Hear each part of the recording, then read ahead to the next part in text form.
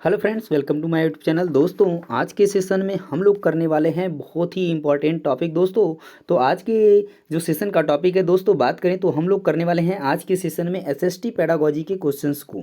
दोस्तों, आपको पता होगा जैसे कि पेडागोजी जो है कि आपकी टोटल जो है 90 नंबर की पूछी जाती है, जिसमें दोस्तों अगर एसएसटी की सिर्फ बात करें तो 60 नंबर का एसएसटी होता है, जिसमें कि 20 नंबर की पेडागोजी पूछी जाती है।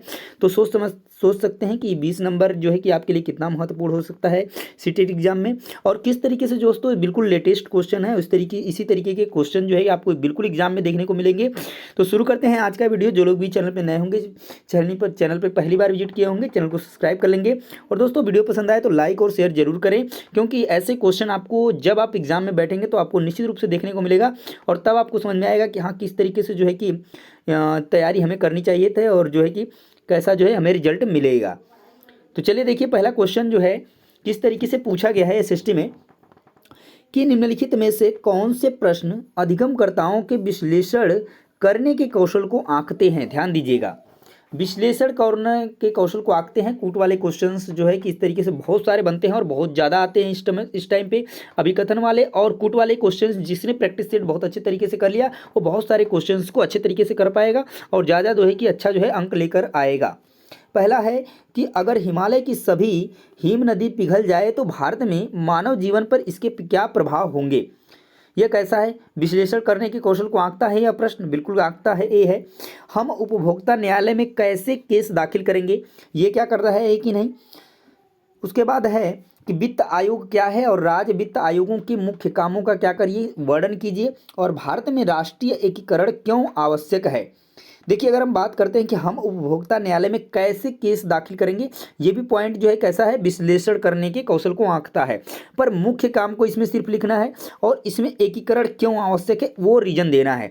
जहाँ की अगर बात करें तो ऐसे क्वेश्चंस में जो बंद मुक्त वाले होते हैं तो वो ऑप्शन आपके जो है कि विश्लेषण करने के कौशल को नहीं आंकेंगे। और जैसा कि इन दोनों ऑप्शंस में आपको दिख रहा है, ये आपके थर्ड एंड ये डी में, अगर अब देखिए इसमें आपका ऑप्शन कौन सा सही होगा, ए एंड बी। जिस ऑप्शन में दिखेगा वो आपका सही हो जाएगा।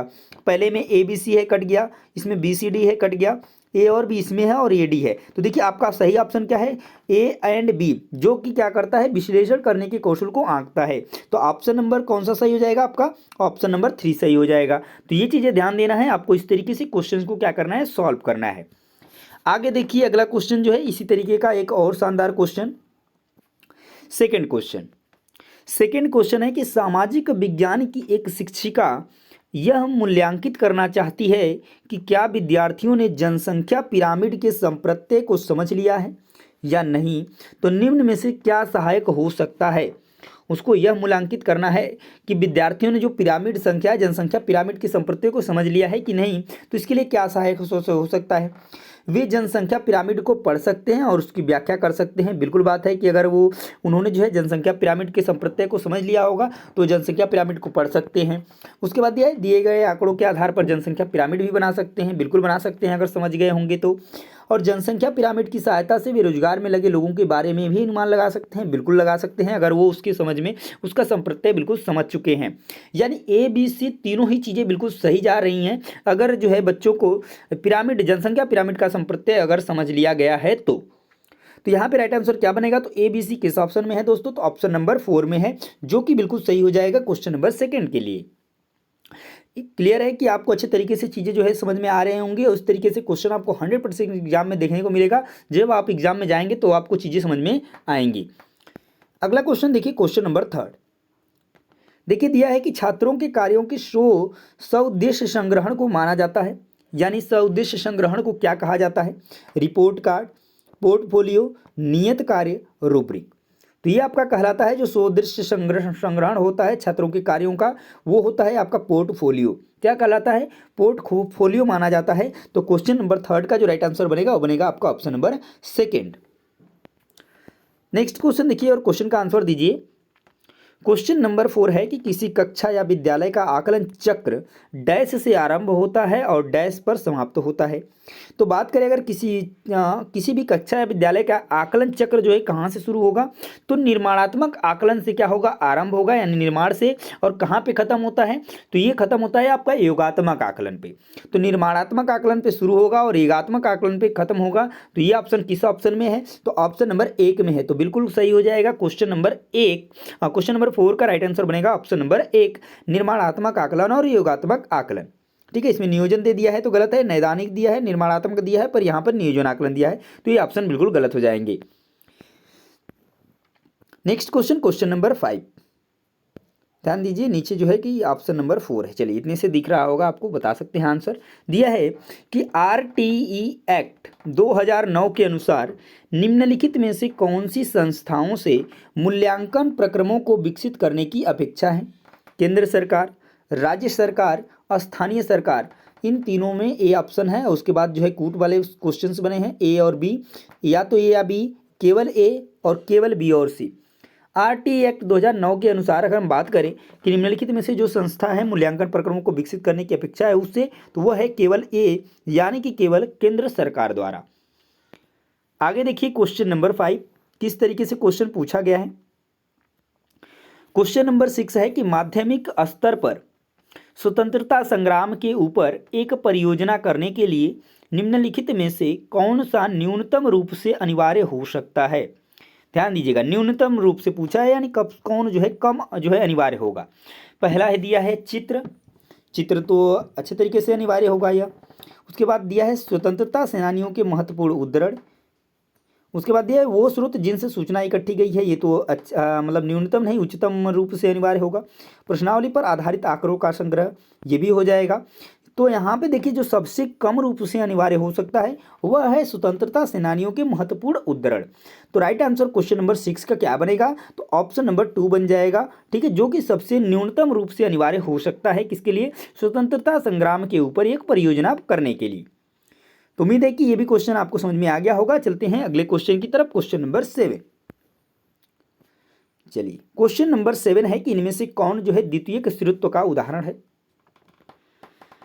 दिया है विद्वानों की पत्रिकाएं, आत्मकथाएं, डायरी, तस्वीरें।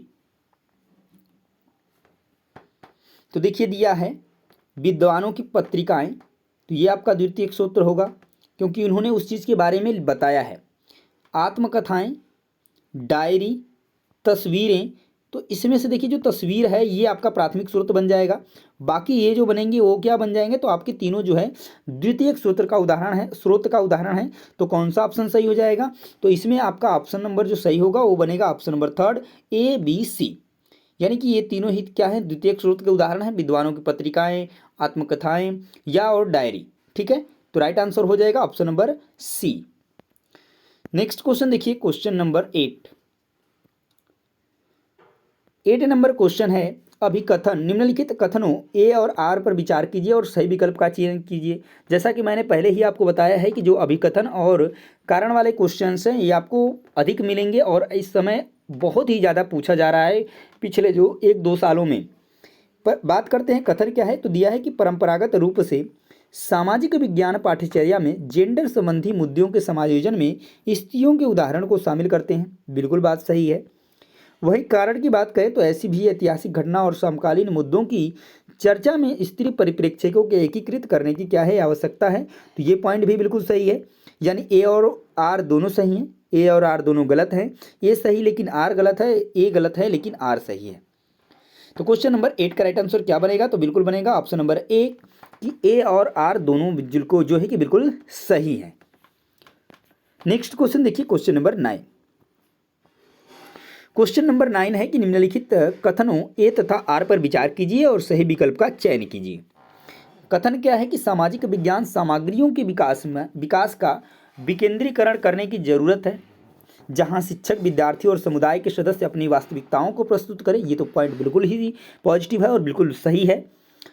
कारण क्या है कि विकेंद्रीकरण विभिन्न क्षेत्रों और सामाजिक समूहों से आए विद्यार्थियों को जिन सामाजिक विज्ञान पाठ्यचर्या सामग्रियों के साथ भी काम करते हैं उनके साथ जोड़कर देखने में क्या करता है, सबल बनाता है। तो ये भी पॉइंट बिल्कुल सही है, अर्थात सही व्याख्या भी कर रहा है उस चीज़ की। तो बिल्कुल सही हो जाएगा कौन सा ऑप्शन, ए ऑप्शन की ए और आर दोनों सही भी है और आर जो है ए की सही व्याख्या भी करता है। तो ऑप्शन क्या उनसे सही हो जाएगा, ऑप्शन नंबर 1। नेक्स्ट क्वेश्चन देखिए, क्वेश्चन नंबर 10। चलिए देखिए 10 नंबर क्वेश्चन क्या है, दिया है कि निम्नलिखित कथनों ए और बी, ए और आर को पढ़िए तथा सही विकल्प का चयन कीजिए। अभी कथन क्या है कि ब्रांडिंग का अर्थ है किसी उत्पाद पर किसी विशेष नाम या चिन्ह की मोहर लगाना ताकि एक उत्पाद को बाजार में प्रचलित अन्य उत्पादों से क्या दिखे, अन्य से भिन्न दिखे। उसके बाद दिया है कारण क्या कि ब्रांडिंग या दागना पशुपालन की जरूरत से उभरा एक शब्द है और जहां मालिकों ने पशुओं पर पहचानने की समस्या को दूर करने के लिए अपना जो है खास चिन्ह लगाने के लिए सोचा था, और इस तरीके से जो है ब्रांडिंग का क्या हुआ, शुरुआत हुआ। यहाँ पर दिया हुआ है अब इसके बारे में कि ए और आर दोनों सही है तथा ए जो है ए की आर सही व्याख्या करता है, ठीक है। उसके बाद दिया है ए और आर दोनों सही है लेकिन ए आर की सही व्याख्या नहीं करता है। अगर हम बात करें कि ब्रांडिंग का अर्थ किसी उत्पाद पर किसी विशेष नाम या चिन्ह की मोहर लगाना है ताकि उत्पाद को बाजार में प्रचलित अन्य उत्पादों से क्या दिखे, भिन्न दिखे, तो ये बिल्कुल सही है कि ब्रांडिंग का अर्थ यही होता है। और ब्रांडिंग जो है शुरुआत हुआ पशुपालन की जरूरत से, तो इसी से शुरुआत हुआ था। ये जो है बिल्कुल जो है इसकी सही व्याख्या भी कर रहा है। तो यहाँ पर अगर क्वेश्चन नंबर 10 की बात करें तो राइट ऑप्शन बनेगा इसका भी ऑप्शन नंबर ए और आर दोनों सही है और ए की आर व्याख्या करता है और बिल्कुल सही भी करता है। उसके बाद आगे देखिए क्वेश्चन नंबर 11 नंबर है कि निम्नलिखित में से किन प्रश्नों से छात्रों के आलोचनात्मक चिंतन यानी विवेचन को प्रोत्साहन मिलता है, उपयुक्त विकल्प चुनिए। तो चलिए चुनते रहते हैं। यहाँ पर पहला है कि हिमालय तथा गंगा नदी व्यवस्था के बनने की प्रक्रिया की व्याख्या करें। उसके बाद दिया हुआ है कि बहुदलीय व्यवस्था के गुण और अवगुण क्या क्या हैं। झारखंड में इस्पात और स्टील उद्योग स्थापित करने की उचित स्थितियां कौन कौन सी हैं, या आज के गांवों और महाजनपद के समय के गांवों की व्यवस्था में 3 अंतरों को बताइए। तो बताइए यहाँ पर बात की जा रही है किसकी, आलोचनात्मक विवेचन को प्रोत्साहन मिलता है किन प्रश्नों से। आपके पास ये 4 जो है कि क्वेश्चंस हैं और उसके बाद जो है आपके कूट वाले क्वेश्चंस ऑप्शंस हैं। क्वेश्चन नंबर 11 का कौन सा सही होगा। चलिए देखिए यहाँ पर दिया हुआ है कि हिमालय तथा गंगा नदी व्यवस्था के बनने की प्रक्रिया की क्या करें, व्याख्या करें। उसके बाद दिया है कि बहुदलीय व्यवस्था के गुण और अवगुण क्या क्या हैं, तो ये जो है कि मुक्त अंत वाला बनेगा और ये जो है बंद अंत वाला बनेगा।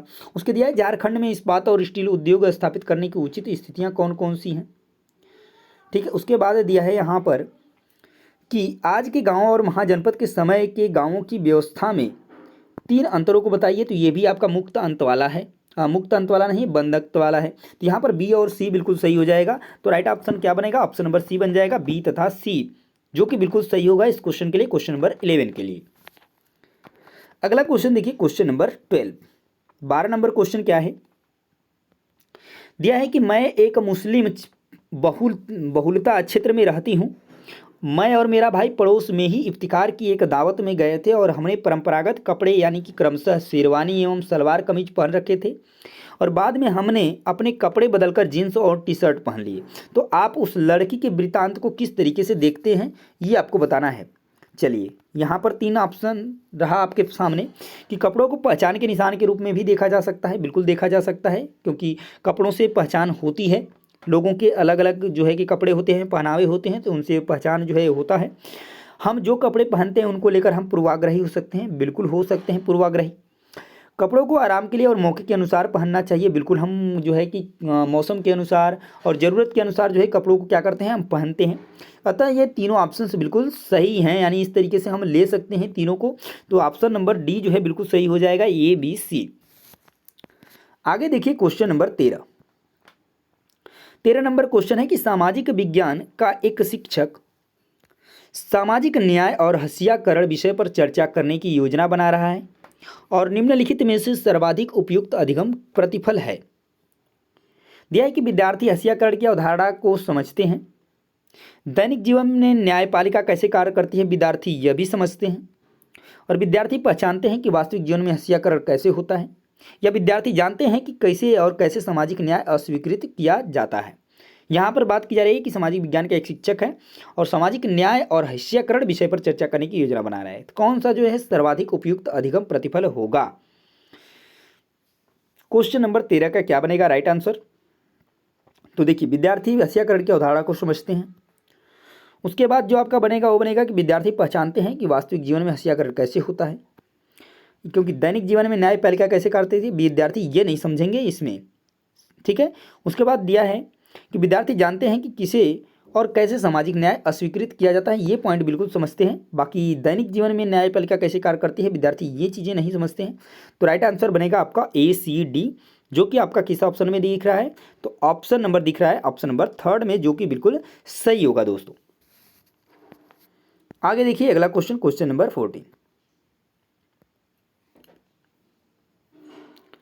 14 नंबर क्वेश्चन है कि एक सामाजिक विज्ञान की शिक्षिका अपने विद्यार्थियों से उनके अपने क्षेत्र में स्वास्थ्य सुविधाओं की दशा पर जांच करवाना चाहती है और निम्नलिखित में से उनकी पाठ्य योजना में क्या स्थान पा सकता है? इसमें से कौन सा जो है हो सकता है?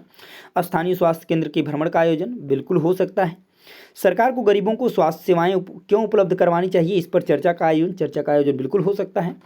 पूरे विश्व में बच्चों में पाए जाने वाले कुपोषण के आंकड़े दिखाना, हाँ ये भी स्वास्थ्य से रिलेटेड है। और तो जो है ये तीनों पॉइंट बिल्कुल सही हैं और जिस ऑप्शन में ये तीनों पॉइंट मिल जाएंगे वो ऑप्शन आपका सही हो जाएगा। तो पहले में है देखिए A और B दोनों, B और C दोनों, A और C दोनों और A B C तथा C।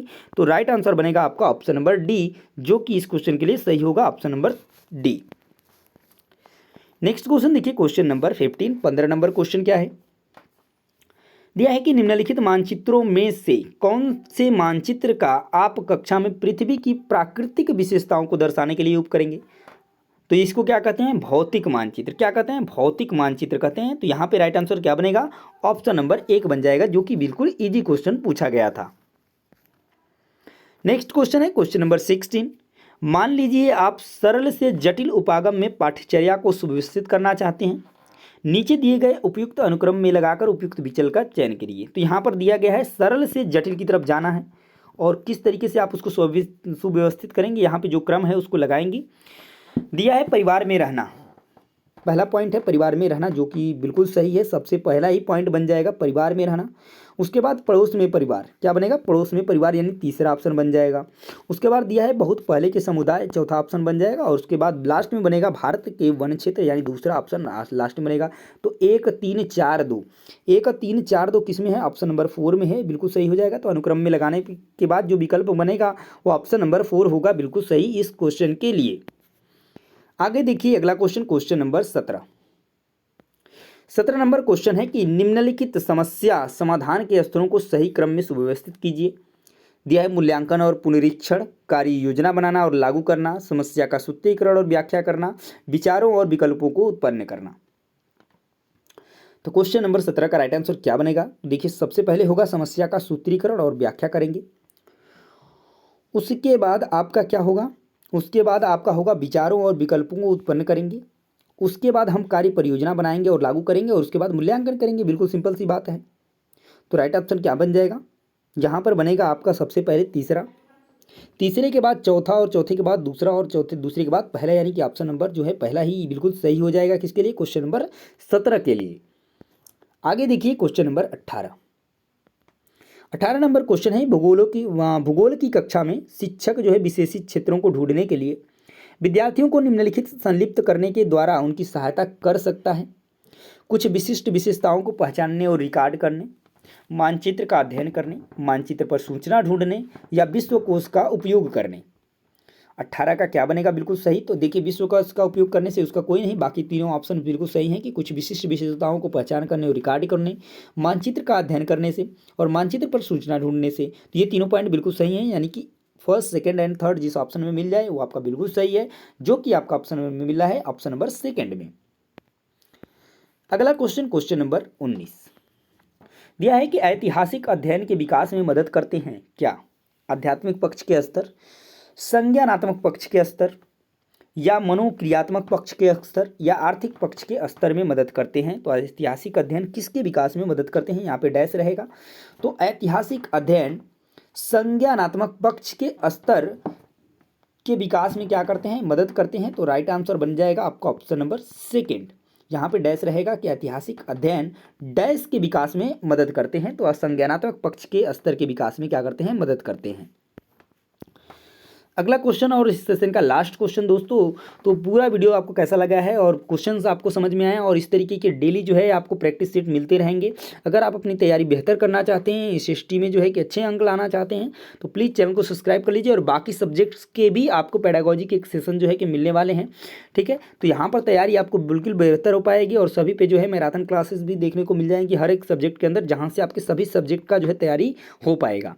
फिलहाल इस क्वेश्चन का आंसर दीजिए। क्वेश्चन नंबर 20 है कि सामाजिक विज्ञान में एक विषय के रूप में माध्यमिक स्तर पर सम्मिलित नहीं है। कौन सा जो है सम्मिलित नहीं है, तो आप जानते हैं भूगोल, इतिहास, राजनीतिक विज्ञान हम तीनों पढ़ते हैं, पर मनोविज्ञान उसमें जो है सम्मिलित नहीं होता है।